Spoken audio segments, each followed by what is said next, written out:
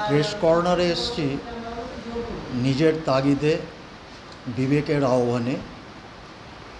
গত 2 সপ্তাহ ধরে সমগ্র দেশে, পশ্চিমবাংলায় আরজি করের ঘটনা প্রবাহকে নিয়ে একটা উত্তাল আন্দোলন শুরু হয়েছে। একজন চিকিৎসক ধর্ষিতা হয়েছেন এবং নারকীয়ভাবে তাকে হত্যা করা হয়েছে। তিলোত্তমা নিহত হয়েছে। জীবনানন্দ বলেছিলেন কল্লোলিনী তিলোত্তমা। সেই কল্লোলিনী তিলোত্তমা হত্যার পরে কলকাতা এবং সারা রাজ্য, কোচবিহার থেকে কাকদ্বীপ আবার উত্তাল হয়ে উঠেছে।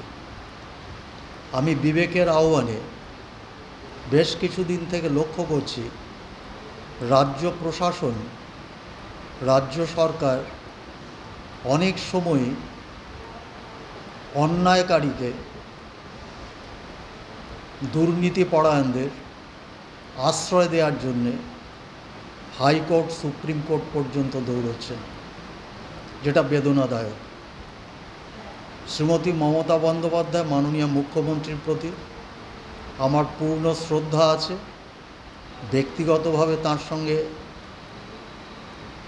আমার কোনো বিরাগ ভাজনের বিষয় নেই, বিতৃষ্ণারও বিষয় নেই। কিন্তু বিষয়টা হলো রাজ্য জুড়ে আইন শৃঙ্খলার অভাব।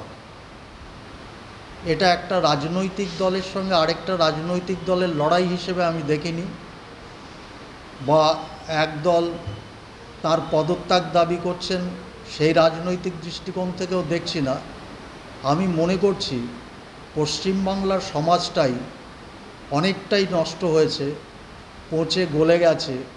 যে সমাজে নারকীয় হত্যাকাণ্ড, ধর্ষণ যখন তখন হচ্ছে, চিকিৎসকের পর্যন্ত নিরাপত্তা নেই।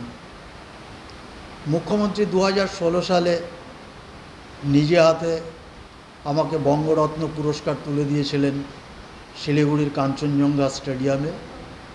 আমি ব্যথিত, মর্মাহত, দুঃখিত ও লজ্জিত বাংলার বর্তমান ঘটনা প্রবাহে। আমি বঙ্গরত্ন প্রত্যাহার করছি। এর প্রতিবাদে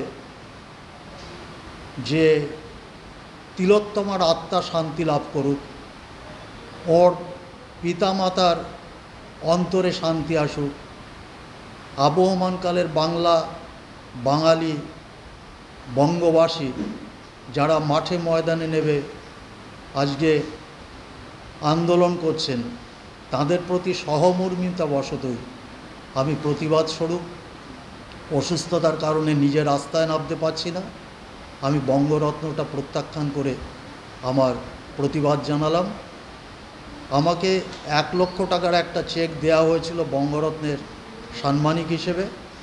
আমি আগামীকাল ট্রেজারি অফিসারের সঙ্গে কথা বলবো।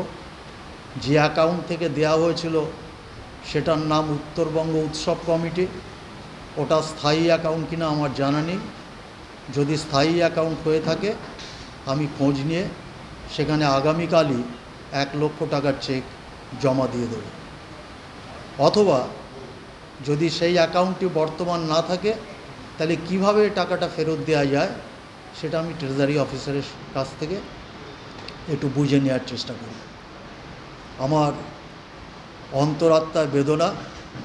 মমতা বন্দ্যোপাধ্যায় সমাজ কল্যাণমূলক অনেক কাজ করেছেন, যা এশিয়া মহাদেশে অনেক রাষ্ট্রনেতাই করতে পারেননি। সেই জন্যে তিনি খ্যাত হয়ে থাকবেন। কিন্তু পাশাপাশি একথাও বলতে হয়, তার বহু সিদ্ধান্ত বাঙালি জাতি আত্মঘাতী বলে মনে করছে। নীরজশ্রী চৌধুরী একদিন লিখেছিলেন আত্মঘাতী বাঙালি। আমিও বলবো মাননীয় মুখ্যমন্ত্রী সিদ্ধান্তগুলো আত্মঘাতী হচ্ছে, যে বাঙালি আজ উত্তাল হয়ে রাস্তায় নেমেছে। আবারও বলছি, এটা রাজনৈতিক লড়াই নয়, এটা সমাজ পরিবর্তনের লড়াই। ইনহিউম্যানিটির সঙ্গে হিউম্যানিটির লড়াই, হিউম্যানিটির সঙ্গে ক্রুয়েলিটির লড়াই। মনুষ্যত্বের সঙ্গে অমানবতার লড়াই।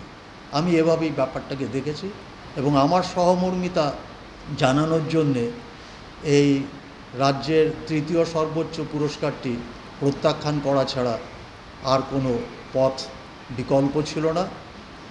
আমি মুখ্যমন্ত্রীর পদত্যাগ দাবি করছি না, সরকারের পদত্যাগও দাবি করছি না, কিন্তু আমি এটা দাবি করছি যে নৈরাজ্যের অবসান ঘটুক, রাজ্যে ফিরে আসুক শান্তি এবং শৃঙ্খলা, মানুষ আবার বলুক যে আবহমানকালে বাংলা ও বাঙালি বেঁচে আছে, জেগে আছে এবং তারা জেগে থাকবে ন্যায়ের সঙ্গে, তারা কখনো অন্যায়ের সঙ্গে আপোষ করবে না। সম্পূর্ণ এইটুকুই বলবার ছিল। আমার একটাই প্রশ্ন